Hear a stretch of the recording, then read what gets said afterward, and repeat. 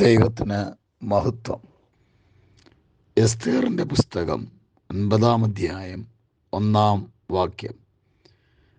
Adar മാസമായ 12 മാസം 13 തീയതി രാജാവിൻ്റെ കൽപ്പനയും വിളംബരവും നടപ്പാക്കേണ്ട ആ ദിവസം ശത്രുക്കൾ യഹൂദന്മാരുടെ മേൽ അധികാരം നടത്തുവാൻ ആശിച്ചിരുന്ന ദിവസമായ അന്ന് തന്നെ യഹൂദന്മാർക്ക് തങ്ങളുടെ ശത്രുക്കളുടെ മേൽ അധികാരം നേടുവാൻ കഴിഞ്ഞ ദിവസമായി മാറി.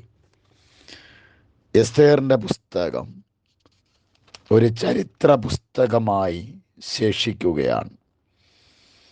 എസ്തേറിൻ്റെ പരമപ്രധാനമായ ജോലി ഹാമാൻ്റെ നാശമോ മൊർദെഖായിയുടെ ഉയർച്ചയല്ല, പ്രത്യുത ദൈവജനമായ യഹൂദരുടെ രക്ഷയായിരുന്നു. ആ കാര്യസാധ്യത്തിനായി അവൾ വീണ്ടും രാജാവിനെ സമീപിച്ച് യഹൂദന്മാരുടെ നാശത്തിനായി ഹാമാൻ മുഖാന്തരം അയച്ച രാജകൽപ്പന ദുർബലമാക്കണമെന്നുള്ള എസ്തേറിൻ്റെ അപേക്ഷ അംഗീകരിപ്പാൻ രാജാവിന് കഴിയുമായിരുന്നില്ല. എങ്കിലും യഹൂദന്മാർ തങ്ങളുടെ ശത്രുക്കൾക്കെതിരെ സംഘടിച്ച് വേണ്ടത് ചെയ്യുവാനുള്ളതായ അനുവാദം രാജാവ് നൽകി. അങ്ങനെ ദൈവജനത്തെ ദൈവം കാത്തുകൊള്ളും എന്നുള്ളതിന് ന്യൂനപക്ഷമായിരുന്ന ഒരു ജനത്തിന് നിയമമോ നിയമപാലകരോ അനുകൂലമല്ലെങ്കിലും ജനസ്വാധീനം ഇല്ലായിരുന്നുവെങ്കിലും ക്രൂരരായ ശത്രുക്കളുടെ കയ്യിൽ നിന്നും ദൈവം തൻ്റെ ജനത്തെ വിടുവിക്കുകയാണ്. ഈ പുസ്തകത്തിലെ ഏറ്റവും വലിയ അധ്യായമാണ് 9 അധ്യായം.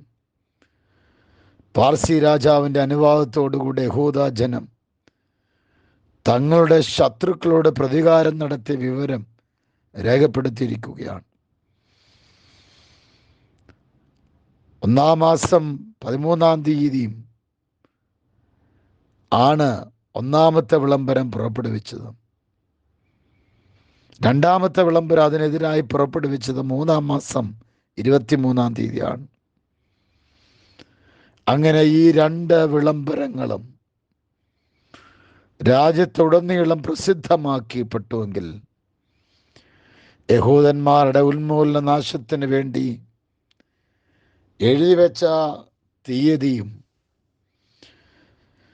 എഴുതിവെച്ച വിധിയെഴുത്തുകളും ദൈവം നീക്കിക്കളഞ്ഞ് ഏത് ദിവസം യഹൂദന്മാരെ മുടിക്കുവാൻ, നഷ്ടപ്പെടുത്തുവാൻ ഹാമാന്റെ ശുപാർശ പ്രകാരം പദ്ധതി ഒരുക്കിയോ അതേ ദിവസം തന്നെ യഹൂദന്മാർക്ക് തങ്ങളുടെ ശത്രുക്കളുടെ മേൽ അധികാരം നേടുവാൻ കഴിഞ്ഞ ദിവസമായി മാറി. ശത്രു എഴുതിയതായ ഡേറ്റിനെ ദൈവം തിരുത്തുകയാണ്.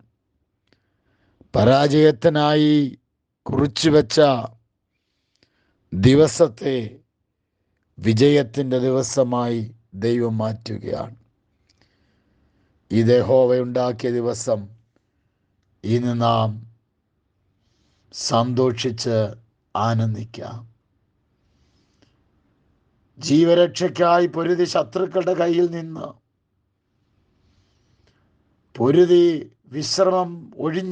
വിശ്രമം പ്രാപിച്ച ഇസ്രായേൽ ജനം അവർ പൂരീം പെരുന്നാൾ ആഘോഷിക്കുകയാണ്. അവരുടെ ദുഃഖങ്ങൾ സന്തോഷമായി, വിലാപങ്ങൾ ഉത്സവമായി, വിരുന്നും സന്തോഷമുള്ള നാളുകളായി ആ ദിവസങ്ങൾ എന്നേക്കും ചട്ടമായി, ഉത്സവമായി, ഓർമ്മയായി, ആനന്ദത്തിൻ്റെ അലകളായി മാറുകയാണ്.